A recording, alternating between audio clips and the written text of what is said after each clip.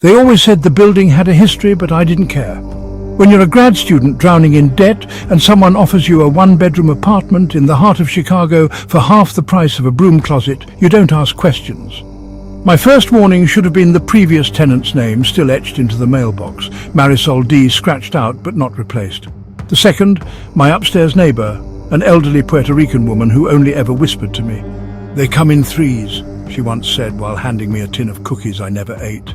Her eyes never met mine. On the third night I woke to static. My TV had turned on by itself, the screen flickering between channels I didn't have. I sat up, my body drenched in sweat. That's when I noticed the temperature. It had dropped. My breath curled in the air like cigarette smoke. And then I heard it tap, tap, tap from the hallway. I crept to the peephole.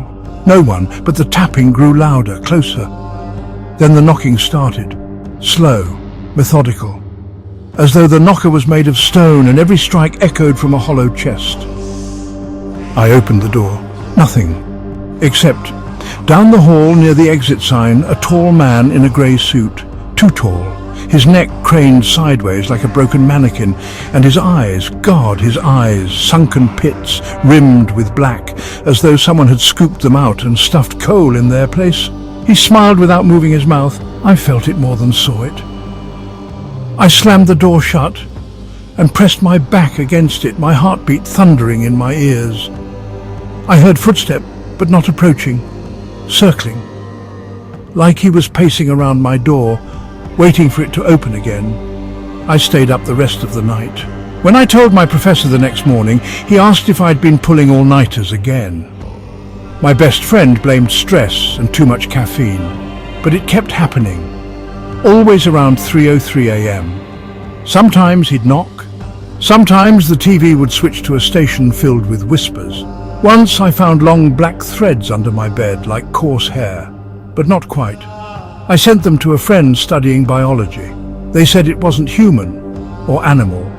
I started keeping the lights on, stopped sleeping. Then came the night I saw him in my mirror, not behind me, inside it.